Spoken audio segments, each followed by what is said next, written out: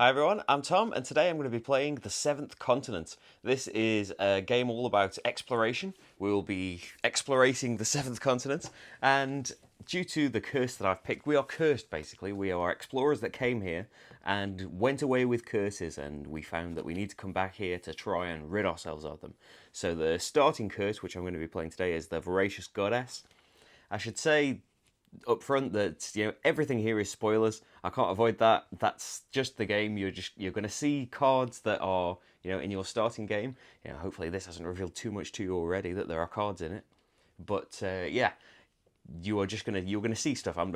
I know what is on this island. I've played it myself a couple of times, and I'm gonna not just play it perfectly. I'm gonna try and just shamble around a little bit.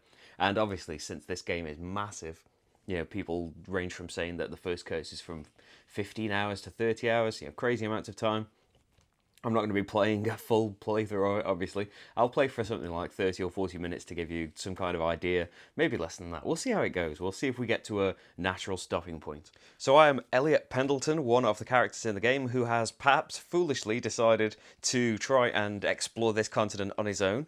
And I have a clue for my curse, and there is some kind of map. So maybe that will come in handy to try and lift our curse. As it is, though, we are on this card, and it told us to draw this card. There is a little bit of text as well I could read to you. Thick columns of yellowish smoke rise up from cracks in the volcanic rock. To the east, the peaks of a rocky cliff look down, mocking the ocean below. And so in the Seventh Continent, it's all about actions, which are these icons in white boxes. They are things that you can do.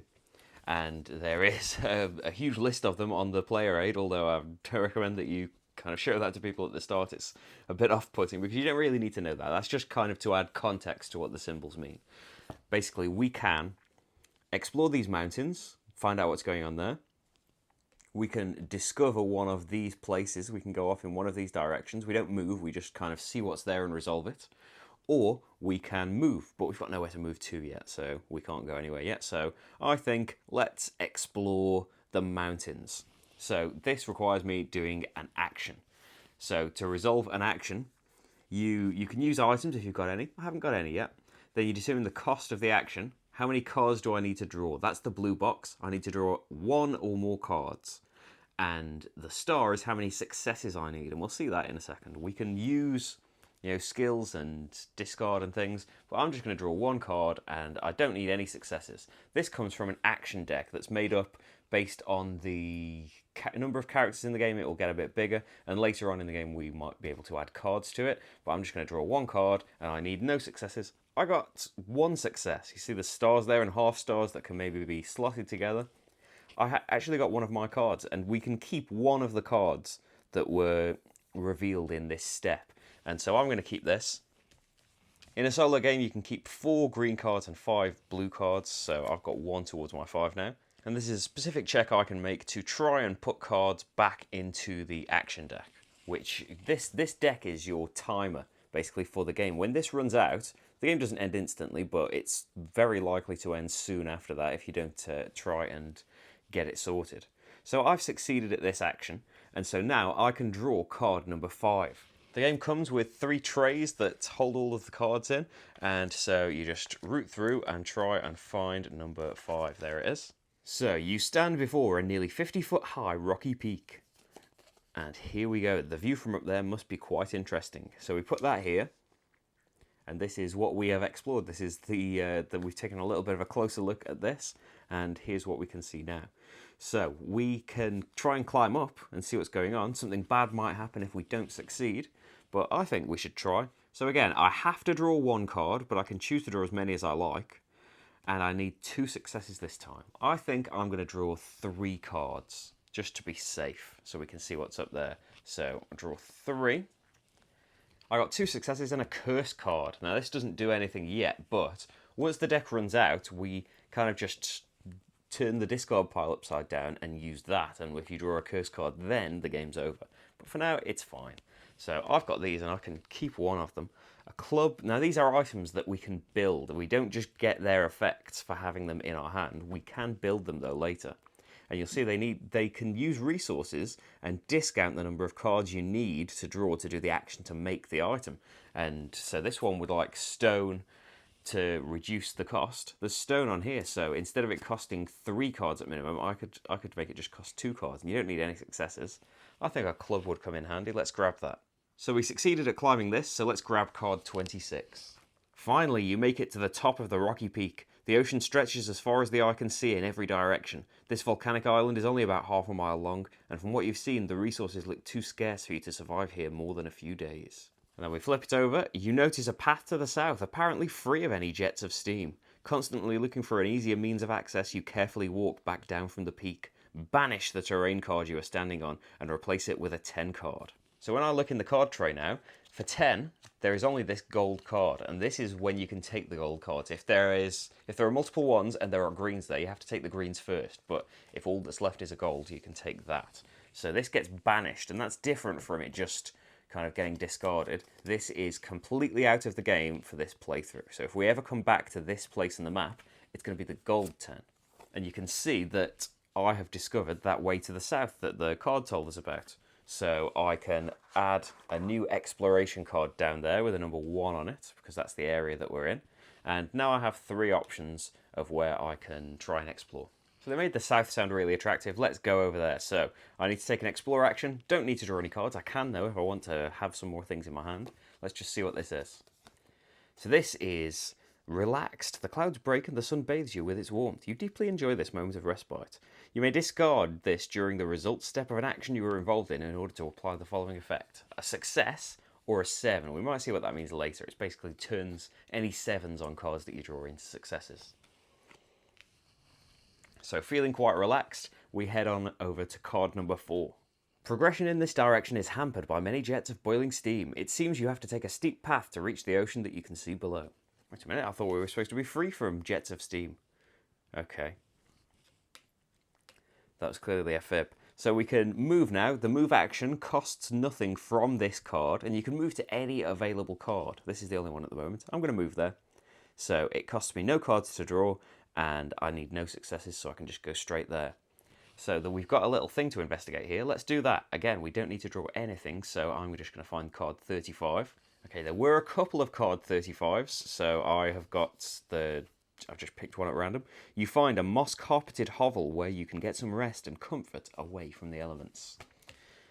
Immediately after this is revealed, one involved character may choose a card with the keyword stamina in the discard pile and add it to their hand or shuffle it back into the deck. In the discard pile, unfortunately, we only have a stealth card, so that doesn't help us. But on this card, if we decide to try and heal or rest, then we can draw 1 fewer card and or get an automatic success, which is quite nice. There should also be an exploration card there because we've got a way off in that direction. So we've explored that. There's something here we could try and find out.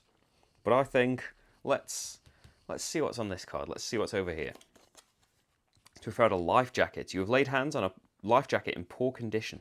So this is an item. It's an item of clothing and an item of skill. So I can have this now. I can have up to 4 items as shown by the dice that I've got available. And the dice are for tracking how many uses you've got left of the item. So if I try to do any of these actions, I can use the special abilities based on the action I'm doing. So we find card number 6. There is no smoke here. Some moss and even a few bamboo-like canes grow in this area.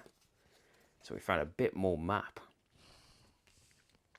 So I think we should try and go over there. Unfortunately, this is an expensive card to move from, but we need to do it. So we draw 2 cards, and I can take Knowledge's Power that can get me some 3 cards, or I can choose a card in the discard pile and add it to my hand. Knowledge is power. I'm going to take that.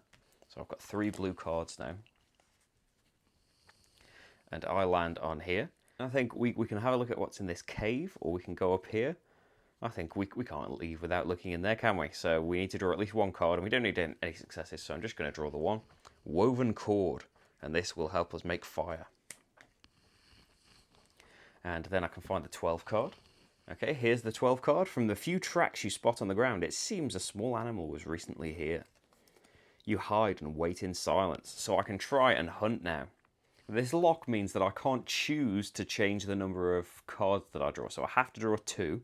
Items and things can change that, and depending on the number of successes I take, I might find something. I'm at my maximum of blue cards now.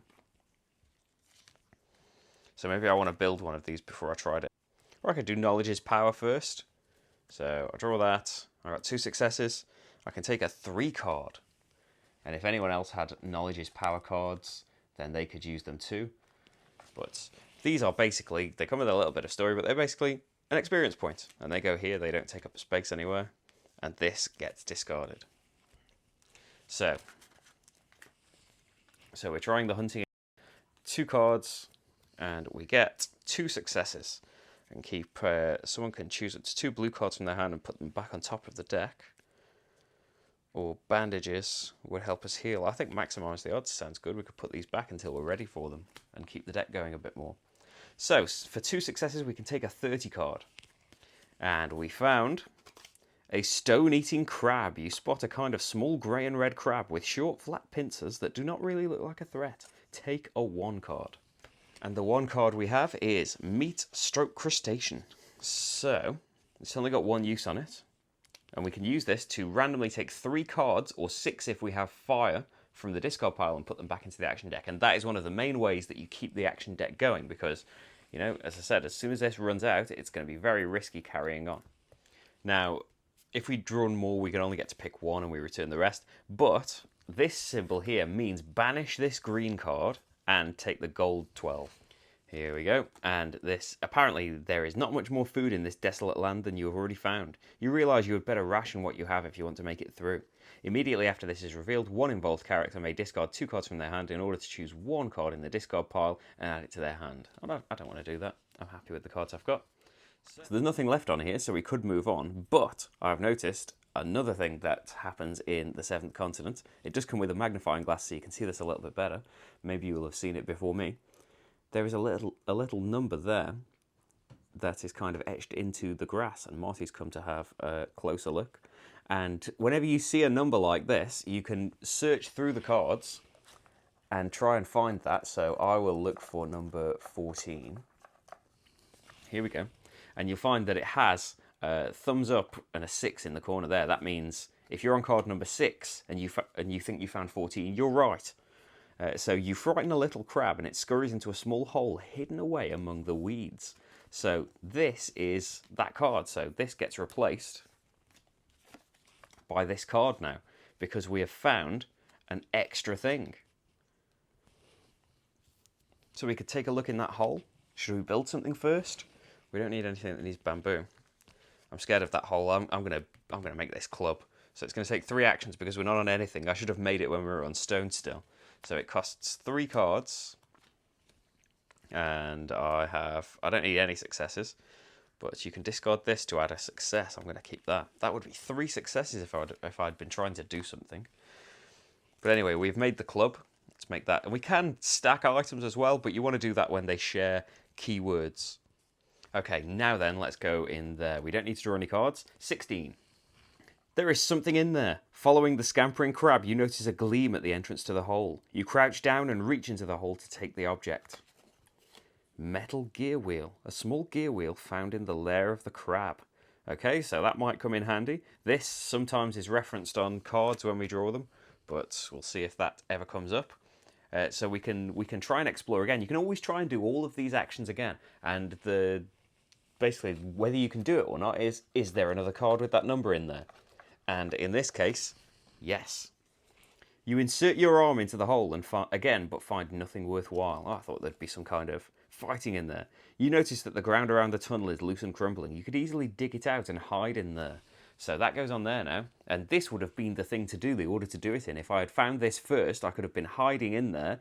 And that basically gives me an automatic success for hunting, which was the action that we did there. So, you know, there's all sorts of things that you can discover and do things in a different order, you know, once you know how it all works.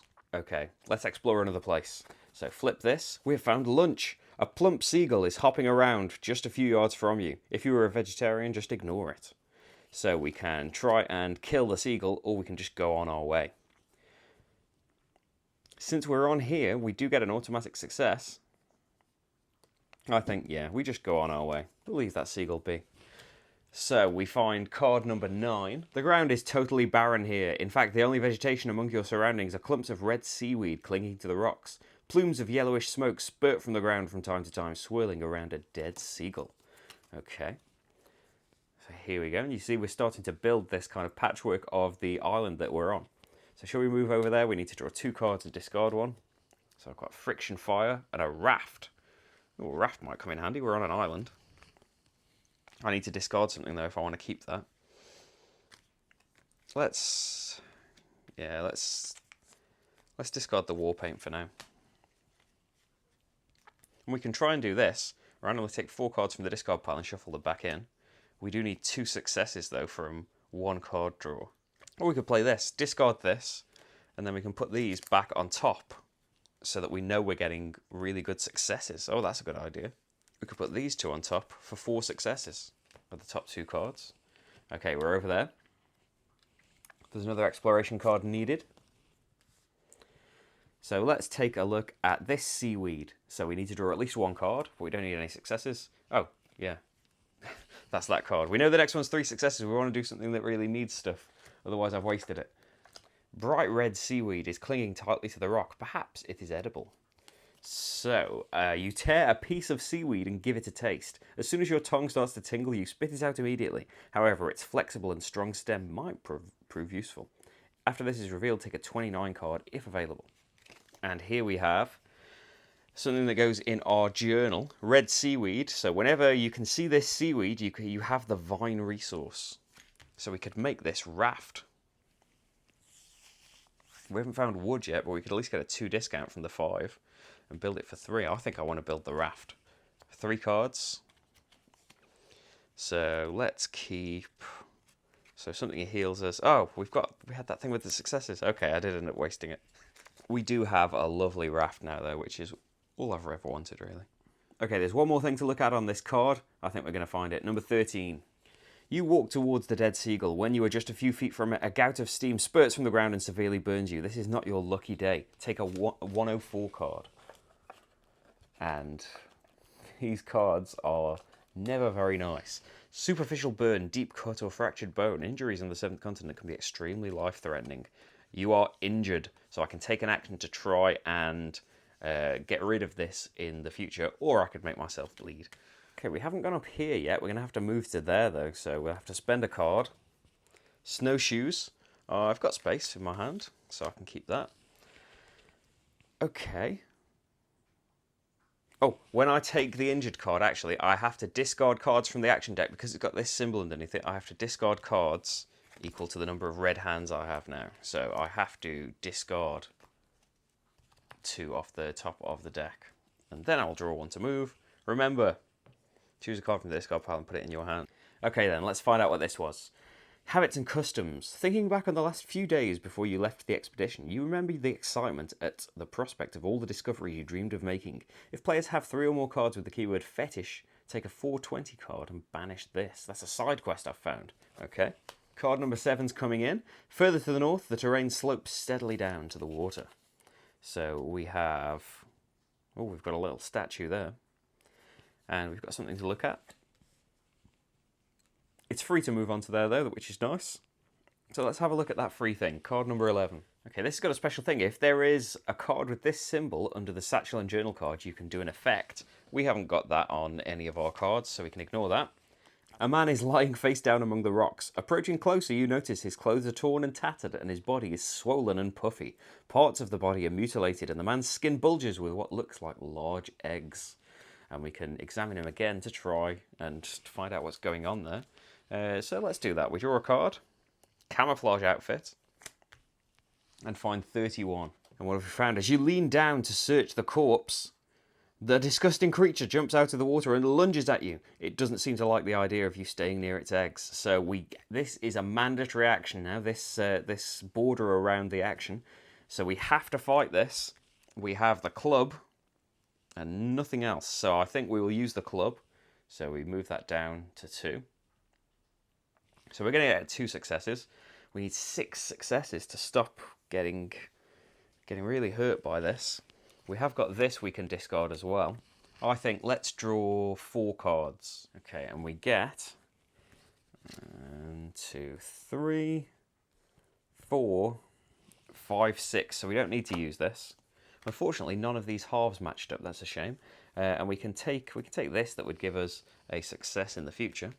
1, 2, 3, 4, 5, 6. That's too many cards. So we'll just get rid of medical examination for now.